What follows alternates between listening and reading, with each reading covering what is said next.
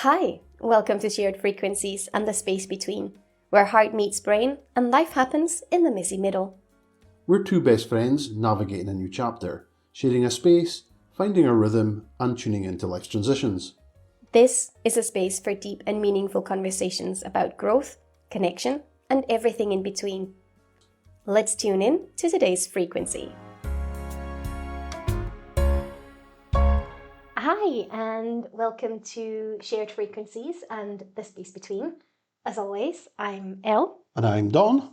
In this episode, we're talking about self-care. Yes. So we've named this one the one about self-care. Yeah. Really imaginative. Yeah. We didn't get any ChatGPT help No. on this one. This is all us. Yeah. But I think it's also it's all important topics, but let's just spell out exactly what it is. Not leave people guessing. Yeah. I also don't think that either of us actually have been very good at self-care in the last way to medium time. Yeah, probably me a bit longer than you, to be honest. You know. Yeah, so we don't have a lot of capacity to try and be clever. No.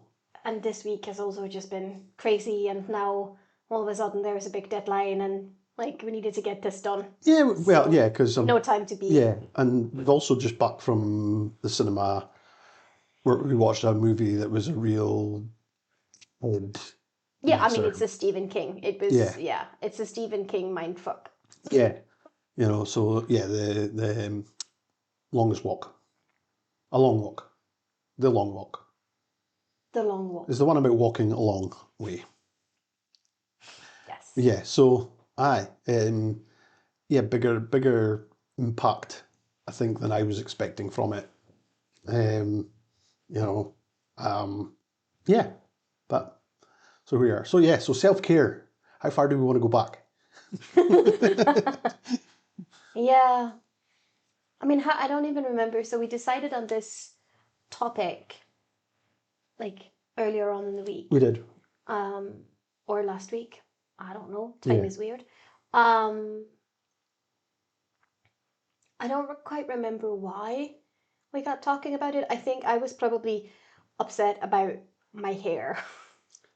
Yeah. Oh, yeah. So that's exactly where it started. Yeah, right. Yeah. So we were talking about hair and what you put into, what emotional value you put on. Essentially none. On a haircut, and what I use a haircut for and how we approach it differently. I think that was what sort of kicked it off, wasn't it? Because I'd said I found it interesting that for you, getting a haircut was an emotional energy, real feel good thing. Yeah, it's a change. It's a change, a new chapter thing, or I want to force through a change, the way that I see myself and the way that I feel, and yeah. For me, it's just practicality, so I don't look like I've been living in a hedge, and so it's tidy and easily manageable, easy to wash. That for me is a haircut. Yeah.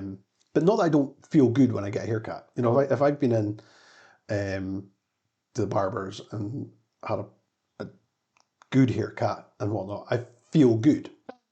But in terms of I don't think too much about it. Yeah, it's more sort of like a way to tell time kind of for you, isn't it? Where you're like, oh, it's been a while now since I've had my last haircut. Yeah, so that's how we got started on it. That's how the conversation got started on self-care. And then we started moving into other things, and we thought, oh, this would be a really good thing to get down. Yeah, because I had shared a video with you as well on a reel on Instagram about self-care. Yep. With Rich and Roxy. Yes. And their podcast and conversation. And they were talking about how for him staying hydrated and drinking water is a self-care moment. Yep. But he's really bad at it and he's not been prioritizing it. And for her, like how they measure whether or not they're on top of their self-care or not. For him, it's staying hydrated, and for her, it was brushing her teeth. Yep.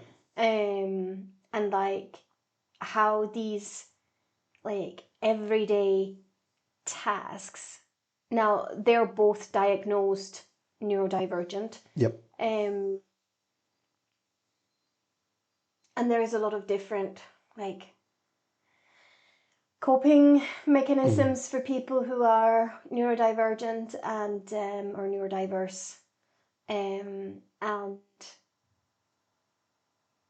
like some of those everyday tasks just start slipping a little. Yeah, I think another one that's kind of, I mean, there's lots, but it's like a shower. For you, a shower can be like a reset.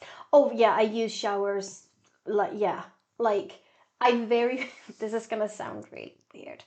I very rarely use showers to get clean. Yeah. Which is silly, right? Because I do use showers to get clean. Yeah.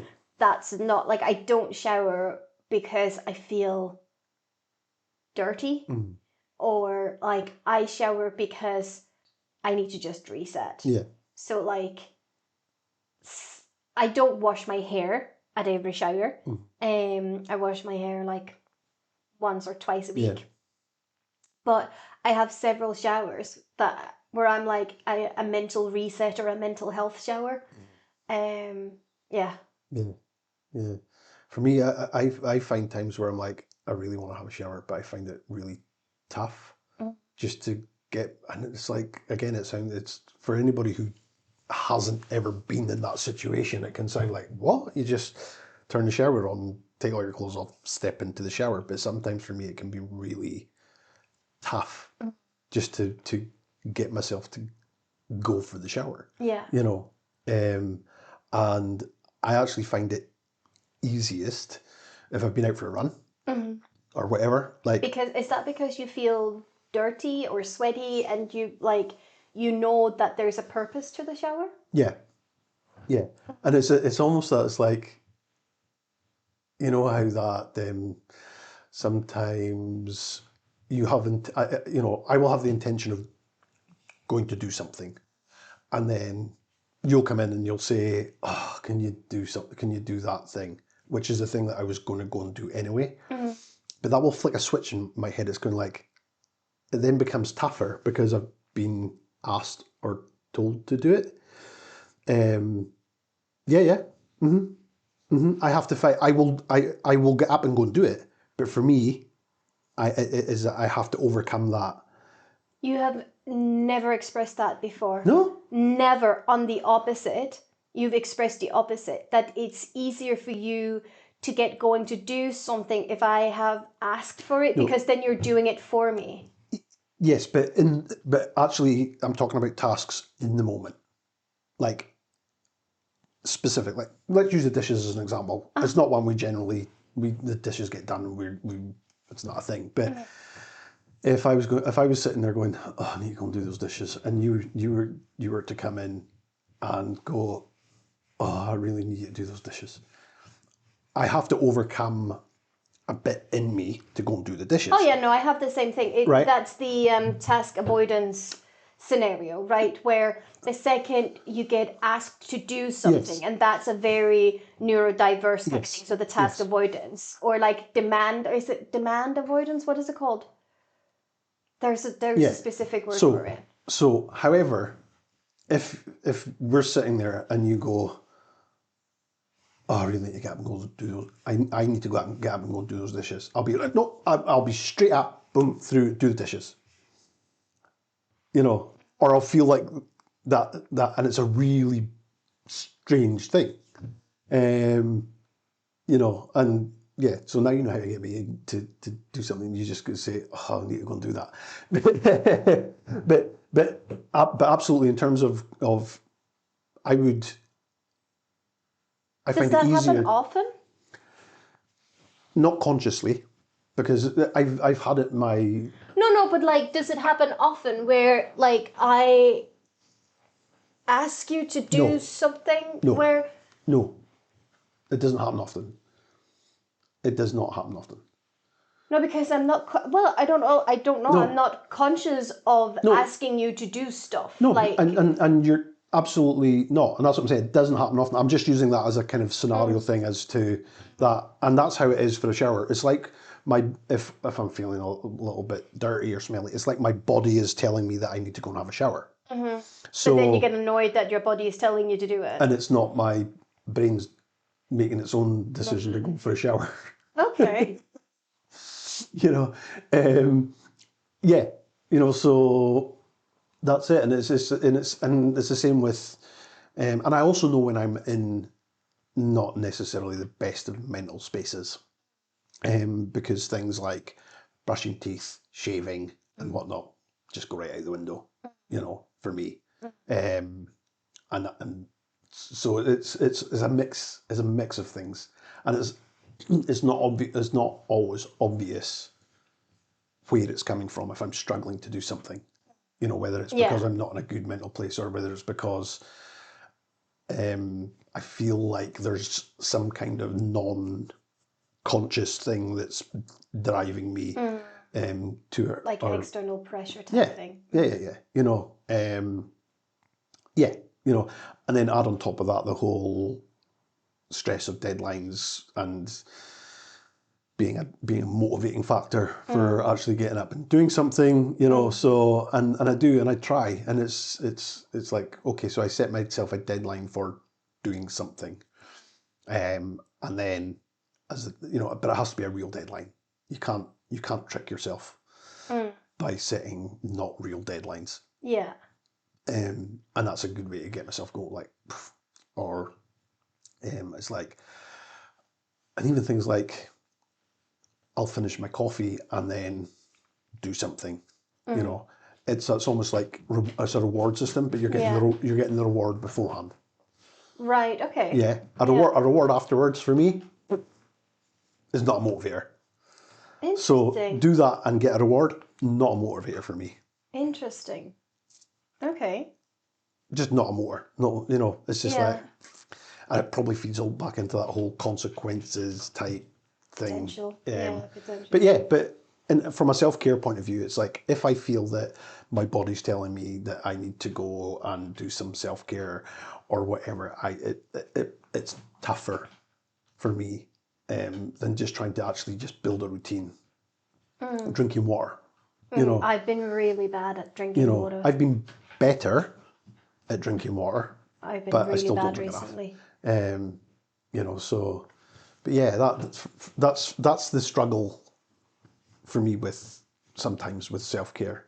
If I'm in a really good place, if mentally in a really good place, and things are ticking along and stuff like that, not a problem. But okay, so do you think the reason why you might be struggling a little bit with some of those like day-to-day self-care bits, which is like routine things, because you don't actually have a routine and haven't had a routine for a long time now, because you've not had that having to get up, go to work, do all of these things. So there are none of these sort of like, as you say, like routines with deadlines. Exactly. Yeah, 100%. 100%. You know, and it's like, so I've been building the wheelie bins storage thing for a couple of days, you know, so it's like, okay, I'm going to start that at 9:30 or 10 o'clock, you know, whatever I've set myself as, like, that's my start time for that.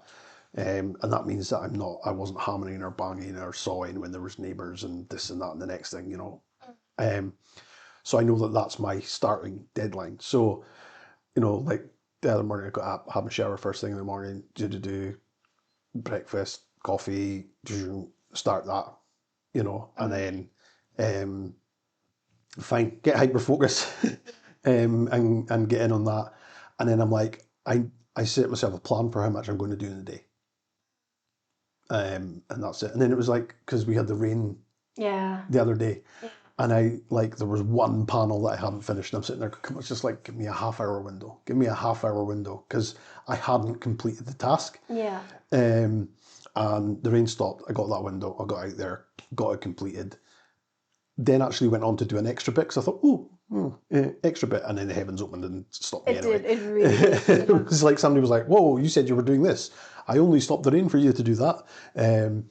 So yes, I think having that routine or setting that routine or having things to do and making that decision, putting that in place and having that helps greatly. Yeah. Helps greatly.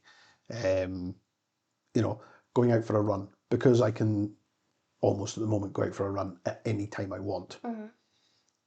It's like, Yeah. But today, we knew we had to record a podcast. Yeah. We wanted to go to cinema. Yeah.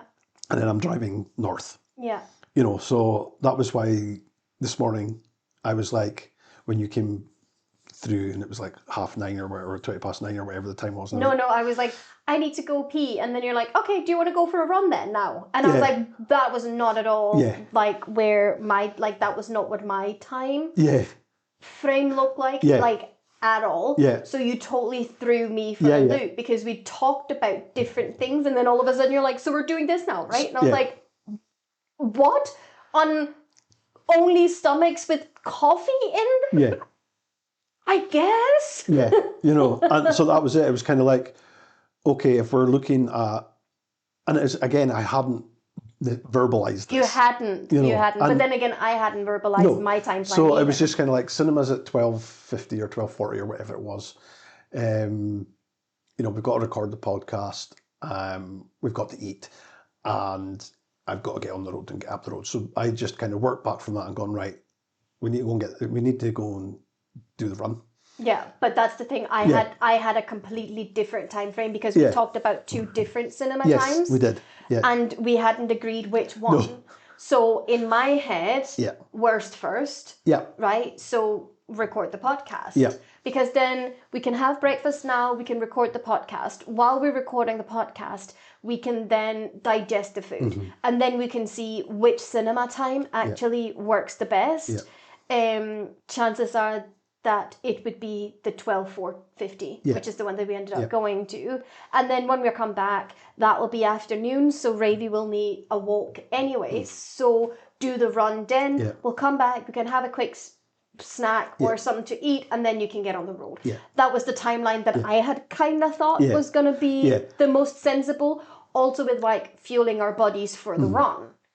But that was not that's not what happened. But because I had things that needed to be done in the day, and there was only one that was really time constrained, but not really. But we could have done a later one. It was just I had kind of gone, that one makes most sense, with me fitting the other bits around it. So that was it. It was kind of like, right, okay, I've decided now that we need to go for a run now. So we're back, shower, ready to go to cinema, and then we can be back and have late lunch, early dinner.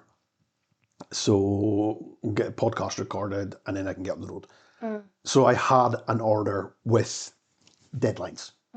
So that's why today I've just kind of been like, run, ready for that, I'm ready for that, I'm ready for that, I'm ready for that. So you're right. When I have a routine or I have things, it becomes much easier. So yes. And self-care fits into that. Yeah. So yeah. And it's just even like shaving. Let's use shaving for a because I've not shaved in maybe 5 days, 6 days. It's like I have no need at the moment to be shaving. Actually, to be honest, even when I was working and whatnot, I was just like, if this is where I've decided to wear it, and that's it, then, I didn't do the whole image thing. No, but I also think that there's not, like, you never look scruffy. No. Like, I'm really lucky in that. I don't have a scruffy facial hair. No. It grows in even. Yeah. And it's not patchy. It's like, I'm really lucky in that. I get that off my dad. My dad is like, and it's also getting to that time of year where my dad would grow a beard because it was wedding season. So if he was going to a wedding and he was wearing the kilt, he always had the beard when he was wearing the kilt. It was part of the outfit. And then it's also coming into winter. It is coming And, into winter. and it's this kind of, again, it's like we don't get weather here that's cold enough to go, I need a beard to stop me getting frostbite on my face. But there's just that thing about having a beard in winter. So I'm kind of going, oh, maybe it's been a while since I've grown out the beard properly. I don't think it's been as long as you think it has. Well, it depends on what your view of growing out properly is. Mine not shaving for 3 weeks is not growing a beard. No, but you had that bit like within the last 6 months while you've been here. Yeah. Like when you first moved down, where like you hadn't shaved for a few months and it was proper beardy. Yeah. When you went down and your man on the high street was doing all the different things that as was, he was shaving. yes, So that was brilliant. Yeah. I don't think it's been as long as you think. I mean, yeah, you haven't had like the full. Did you have that when we? I had a big beard when we first met, I think. Yeah, I think so too. I need to go back and check my archives of photos, but I'm pretty sure I had a big-ish beard. It wasn't at its fullest. Yeah. But I had a pretty big beard. Yeah. I think in so. 2020. Yeah, I think so. Yeah, because if you look at my photos of like the 2019 beast race, which would have been the end of 2019, yeah, I'm pretty sure I wouldn't have shaved. Yeah, I probably did have the big beard. Yeah. But yeah, so yeah, and I think that was the last time I had a full proper 5 years ago since I had the full 5+ years ago since I had the full proper like Brian Blessed. I don't know who that is. Play Flash Gordon, the movie. Really deep voice, big guy, similar build to me, climbs mountains, does TV stuff. Okay. So for anybody, they have the advantage, they could go Google it. I mean, I have my phone right here. Yeah, I could Google it. I think you would know him if you saw him. He would be a familiar face. Googling it is. And is that Brian with an I or Brian with a Y? I don't know. Okay. It's Brian Blessed, but it's spelled blessed. Oh, I think you've referenced him before. Yeah, he's a creep. He's creepy looking. But he's not a creep. No, but he's creepy looking. He's creepy looking, and he plays really creepy roles. He tends to play. Really creepy roles. You know, so he. I don't know if he ever was, but I think he's the sort of character that may have been kind of in the running for Hagrid. I think he's too old. You know, type thing. So yeah, big, full, wild mountain man beard. But I mean, since we've kind of gone back to 2020, I think lockdown and self-care. Yeah. It was probably one of the periods in my life where I've actually kept on top of my self-care. And I think lots of people did. I think it was because we were forced to stop, right? Like, we were forced to get off the hamster wheel. And even if you were working, and we were fortunate enough to be working and not be furloughed or fired. Some people got fired. But we were all forced to slow down. We were all forced to stop. Yeah, reevaluate. And just completely, step back from the world. But it was also that was really scary. It was health related. It was scary. It was really scary. So it was like it was enforced taking care of yourself. You know, that whole confinement type, not integrating with people was really and some people embraced it better than others. People embraced it in different ways. But for me it was kind of like it was okay, and I had to have a routine during all of that. And we worked really well together and making sure we did. both had a routine for work and going for a run, Oh, like food. if it wasn't for Rady, Yeah. like, yeah, I would not have come out intact. I wouldn't. Yeah. I wouldn't. Like, because even though being we were forced to take her out for walks 3 times a day, and being so fortunate living where we were, because we had so much open space, open space, and just like endless combinations of walks and like different areas and heaps of fields and things. And she was young enough that she was, exploring, and it was just. Yeah, really fortunate. Yeah, but even though we were 140 miles apart or whatever it was, we had our start time in the morning, and Yes. we generally started early in the morning, I liked an early morning run. So I knew that I was up, get my run done, home, shower, bit of coffee, ready to lock on, to start work. And then we had our 11s or whatever it would be, breakfast sort of kind of time where we would make our breakfast. Or sometimes it was a lunchtime run. I do lunchtime runs. Yeah. Morning runs don't necessarily work too well for me. Yeah, and we had like virtual running things, where we were trying to get our steps badges on Fitbit or there was a thing with work as well, wasn't there? Like, didn't we sign up to this? Yeah, so it was really easy to build in self-care to the routine during COVID, because we also weren't traveling. Yeah, no, exactly. Like, no one was going anywhere. So I think that was good for me. And I had I had my loop, my 5 kilometer loop, which I did and things. And so I think that I learned a lot more. I learned a lot about myself in that time. Yeah. And what self-care looked like for me. I learned a lot from you. I've learned a lot from you. Yeah. Absolutely. Absolutely. Your self-care for me prior to that wasn't really a conscious thing. Really? I wasn't consciously going, apart from like, I knew I needed to lose weight, right? I knew I needed to lose weight. But for me, that wasn't a self-care thing. Yeah. That was a self-preservation thing, because if I hadn't, then, yeah. It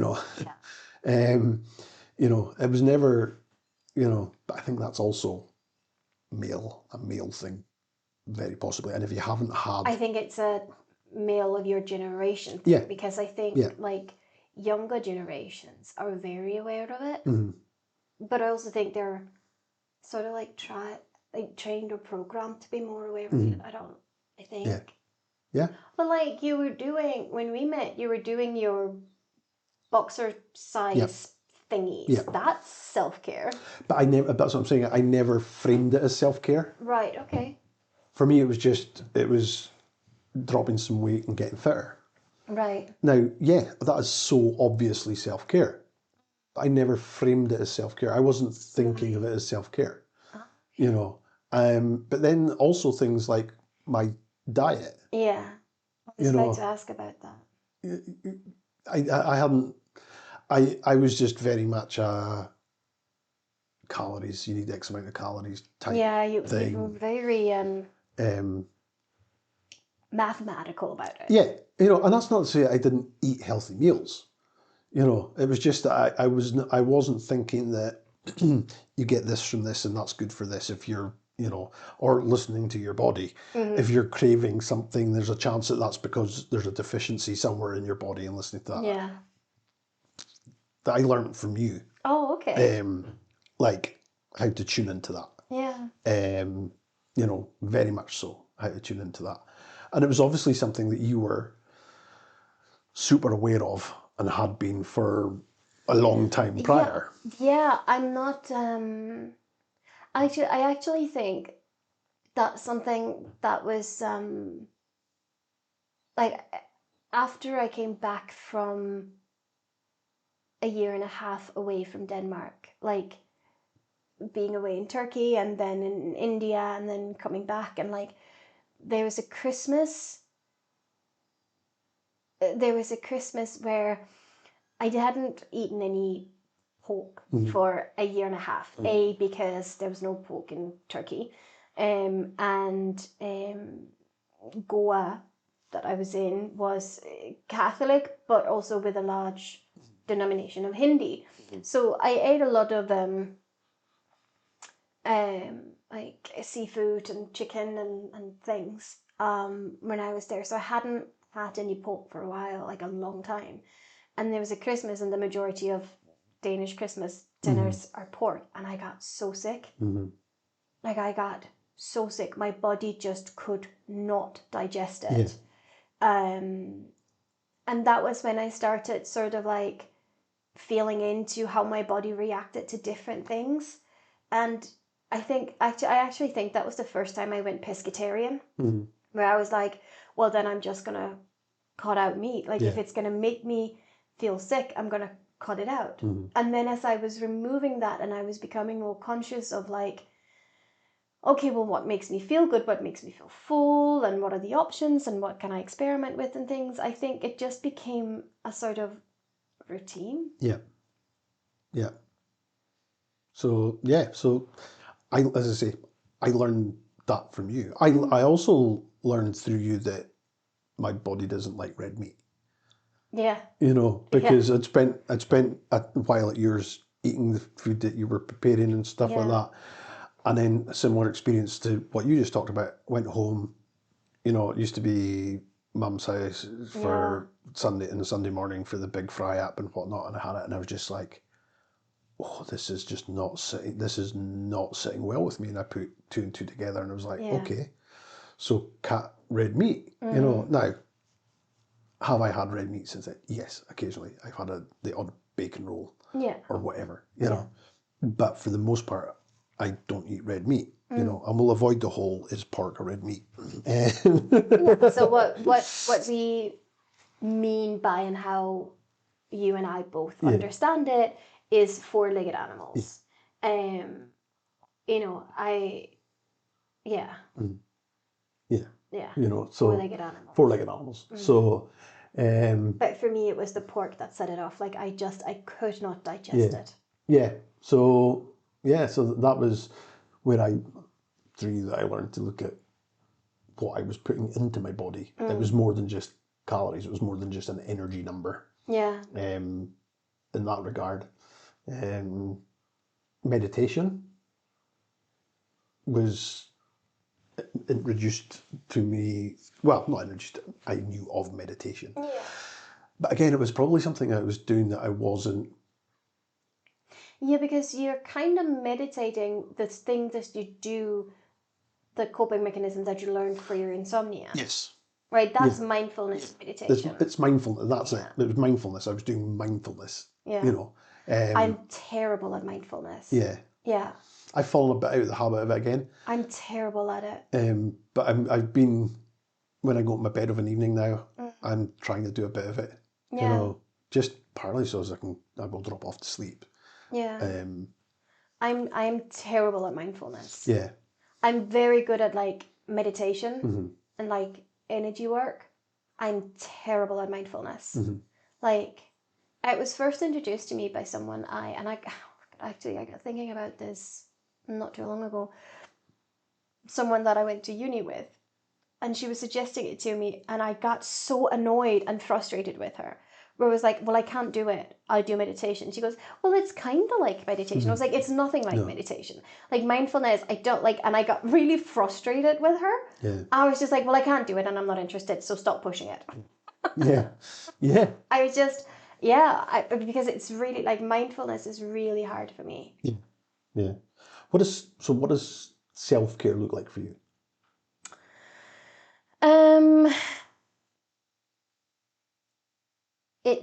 I don't know. It's really hard to sort of answer that.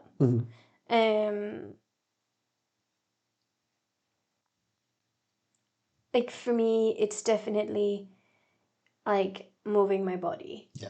And exercising. Yeah. Although I have been really bad at that for a very, very long time, but life has also been really weird and yeah. Also, again, not as bad as what you think. You kind of, I know you used to do a lot more. Yeah, exactly. Like the thing, no, but like I'm talking like this year I've been very good.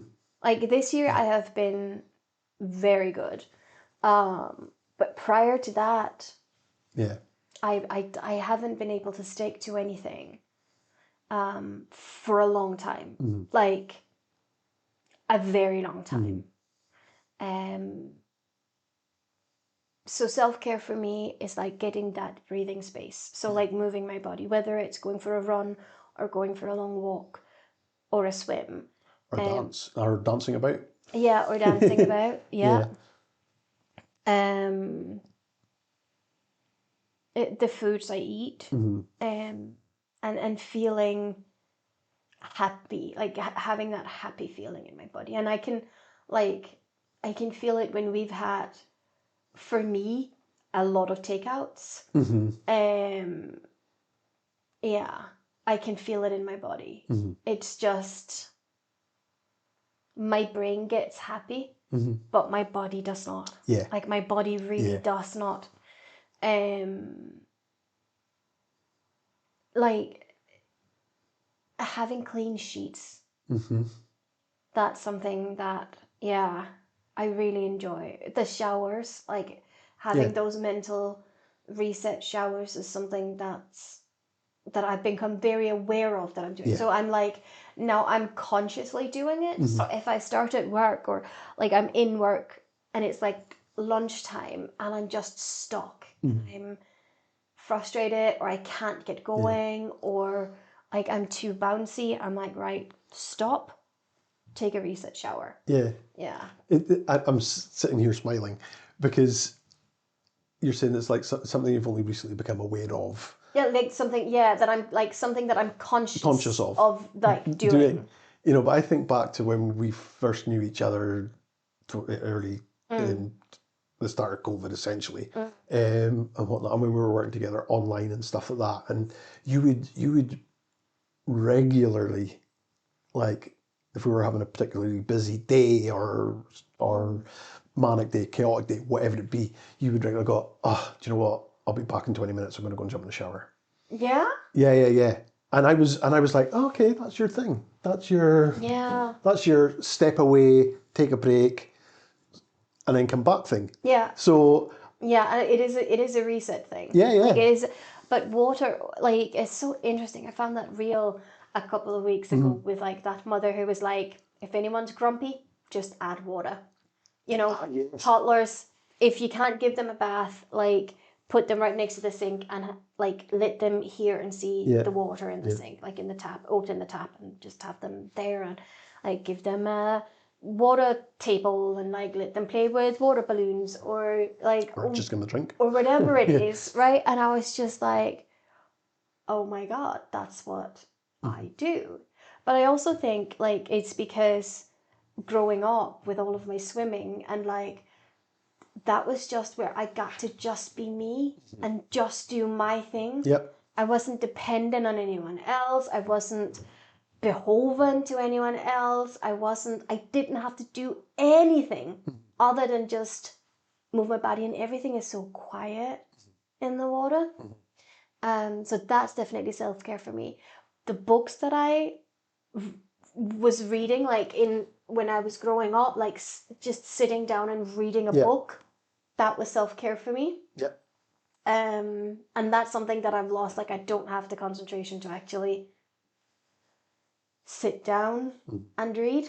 So the books that I listen to, they are an absolute like self-care dopamine thing for me. Escape, yeah. Yeah, no, oh, they're Yeah. 100% an escape, Oh, 100%. So if they are not fulfilling, Yeah. that's really tough for me. Oh, I know. Like, that's Given really, that recent box set you were listening to. that's really tough. But like, that wasn't even bad. No. That wasn't even bad. That was just silliness. Yeah. You know, it was just really silliness. No, like the most recent one that was like was the Rivers of London, the newest of the Rivers of London books. But then again, I was like, I think not even 2 minutes in, and I was already upset with the changing character backstory, and like it just felt unnecessary. I don't know if it was a change in character backstory, but it felt unnecessary, and like the way that the story was progressing, and like the character dynamics, and just the plots, and it's just like, because Rivers of London and Chronicles of St. Mary's, they are my happy place, right? They are. It's almost like visiting friends. Yep. So like when that goes off piste. Yeah. Yeah.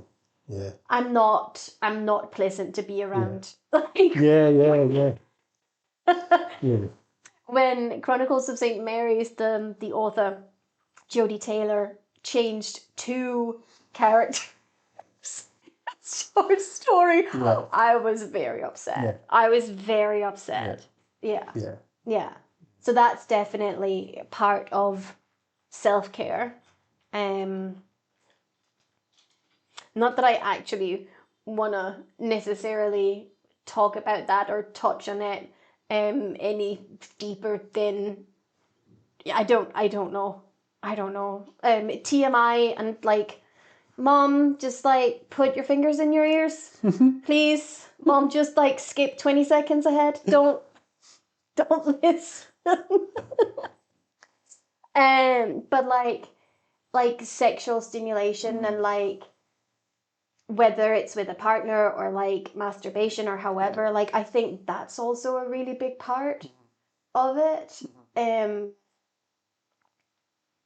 Yeah. And I think that's something that everyone is kind of aware of, but I don't think a lot of people are actively following that. I don't know. I don't know.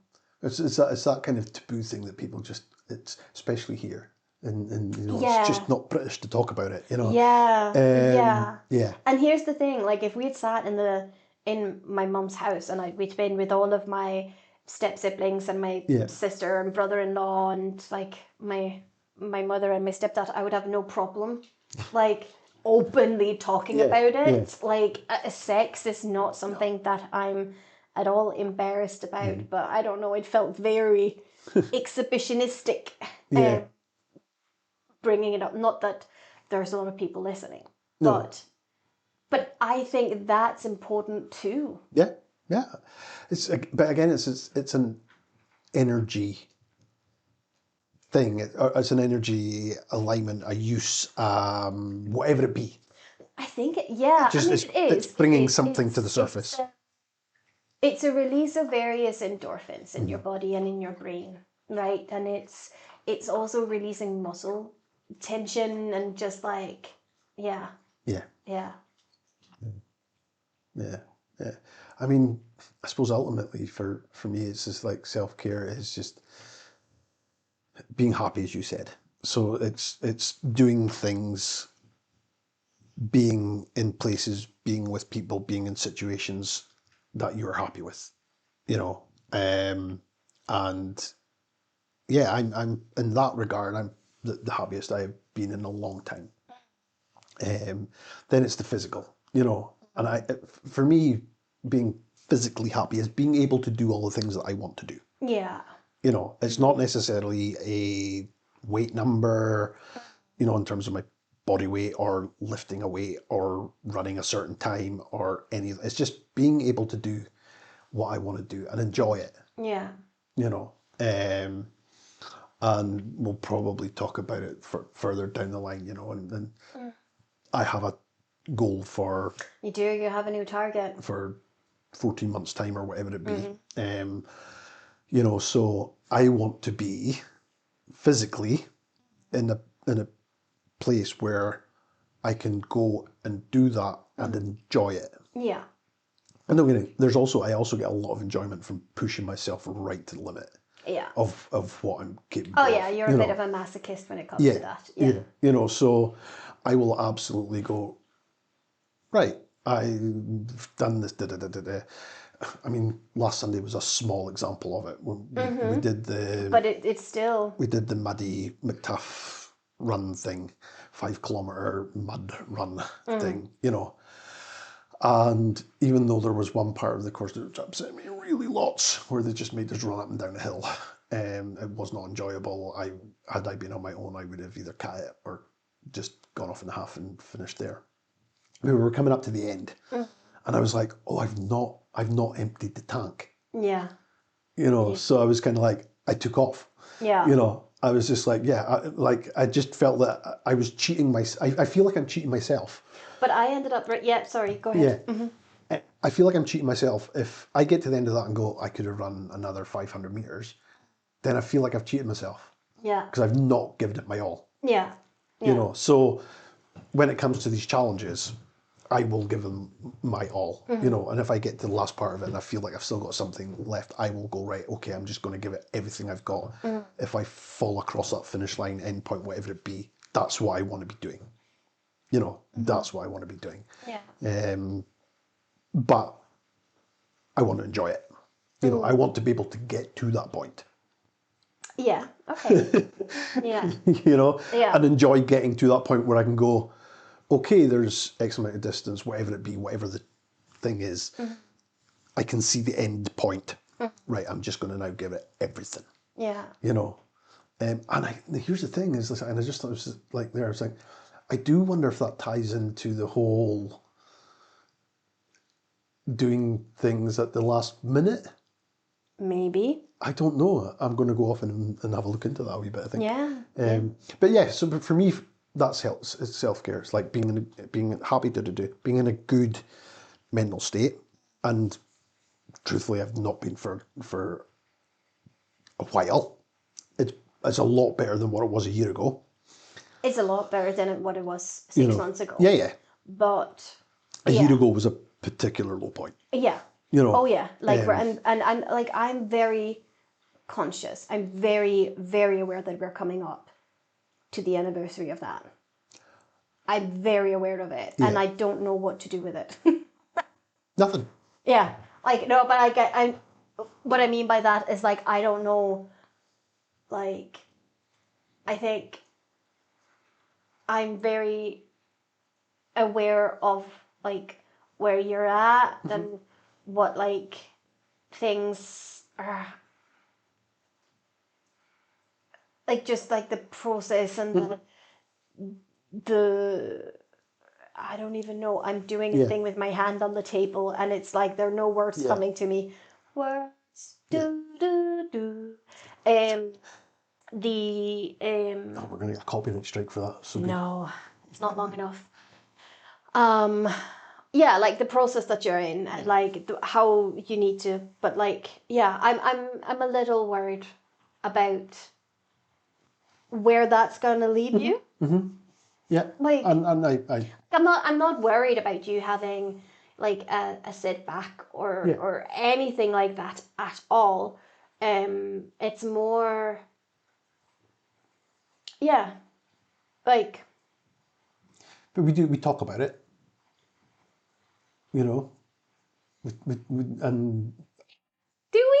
yeah, we do, not necessarily directly, but we talk around things in relation to it. You know, and again, I'm really appreciative of having you, you know, by my side, as it were, for these things and being mindful of them. Yeah. You know, because I know it's just like anniversaries of deaths and things like that. I'm often not necessarily conscious, or I've just kind of stuck it to the back of my head when these dates are coming up. And I start feeling things and whatnot, Yeah. but don't attach them necessarily to that. To the thing. And you're really good at going, well, duh. Yeah. Yeah. You know, this is happening. This has been the thing. Yeah. So in that regard, yes, I get why you're. I think it's probably also something that's very in the forefront of my mind. Because we are now coming up Yep. to that date. Yep. And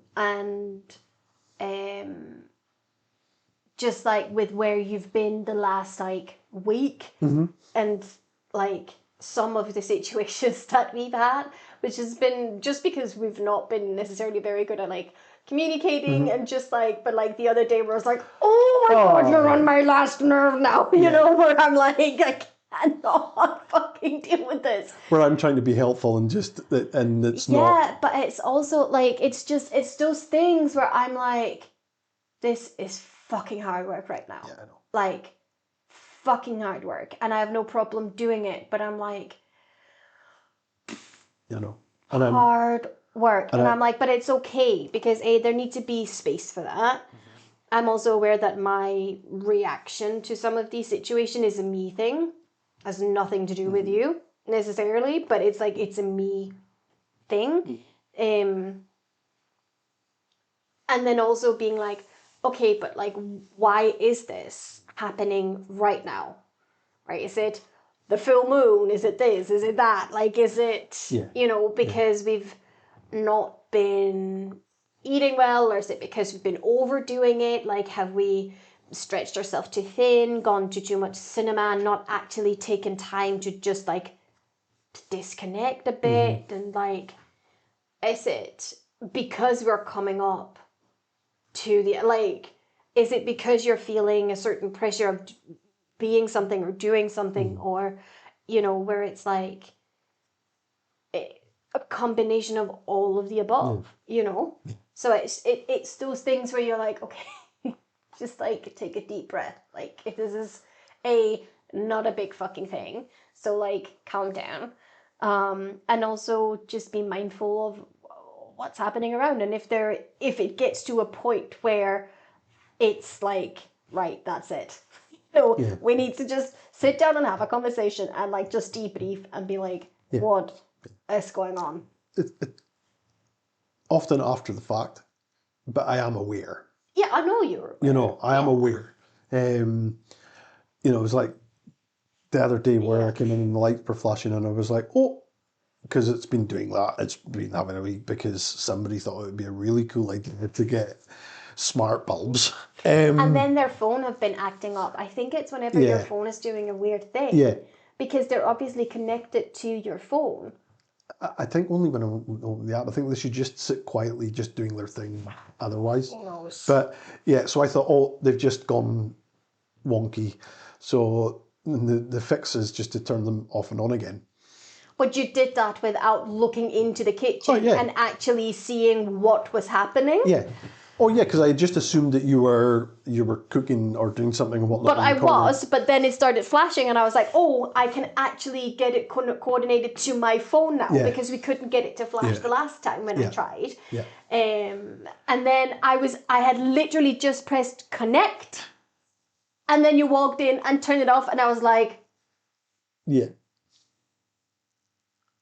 I'm going to rip your head off. I'm going to rip your head off. Yeah.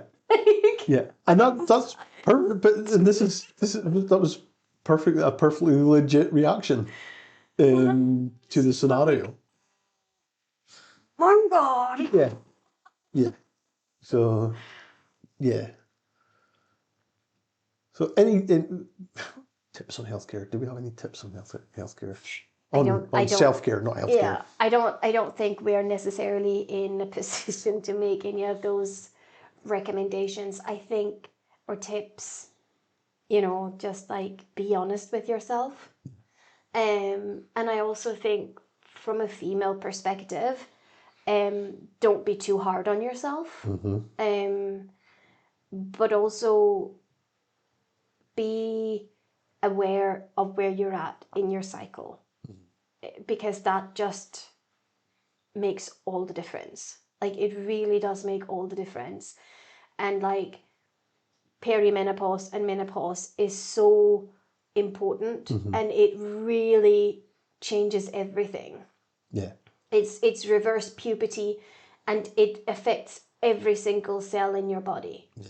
Every single cell in your body. And there will be things that you might not know is a symptom of perimenopause and menopause. So like have conversations with your girlfriends, you know, just be open about it and have those open conversations, and bounce things off. Use your coven, right? And just be open and honest with your girlfriends, and have the conversations, because you're not going to be alone, and there will be an explanation for one thing or another. Don't necessarily first thing go to a doctor. You know, have a conversation with one of your girlfriends. And yeah, I think there's not many things in this world at the moment where women have the upper hand or the advantage or the best scenario, but I think being able to have those kinds of conversations with each other is, because men just do not do it. Yeah. Men just do not sit in groups and have those conversations. I have one or two friends that I will have conversations. My brother, you know, who I will have conversations with. But yeah, so I think that's really important. Yeah. But it's like, listen to your body. Yeah. Check in with your head every now and again. You know, if things have been feeling a bit off, just take a moment and go, why is that? Yeah. Why is that? Look at things that are happening around you, things that have happened in the past in your life. You know, just have a look and just go, see if you can find that there's something for it. Something that I've been dealing with over the last year, and I've got a lot better at. I was seeing a therapist was the toxic self-talk. Yeah. You know. Oh yeah. You know, that was something that I had to stop. You know, even things like going, oh, you're an idiot. Little things like that, they build. Yeah. They build. You know, so when that happens, take time, stop, go. That's like, would you say that to somebody else? Yeah. You know, no. Why would you say it to yourself? Yeah. Yeah, and that, for me, it's like, because I like to strip things down to the simplest forms. It's just that, listen to your body, check in with your head, you know, where possible, talk. If you are lucky enough to have male friends and whatnot that you can have these kinds of conversations with, have them. If not, reach out to your female friends, you know, because they're really good at it. You know, they're really good at it, and they're really empathetic, and they won't judge you for it, you know. So yeah, I think that's it, and just give yourself the space if you need it. Yeah. You know, because everything else can be sorted out. You know, your health, mental health, physical health, whatever it be, is, without that you have nothing. Yeah, absolutely. Cool. So I think that's kind of good time to wrap it, are we? Yeah. Agreed. So thank you so much for hanging out with us on Shared Frequencies and the Space Between. So if we helped you find clarity or got you thinking, you're very welcome. If you liked it, please subscribe, review, share. If you didn't like it, just pretend you did, please. We'll catch you next time on the same wacky wavelength. Thank you. Bye. Bye-bye.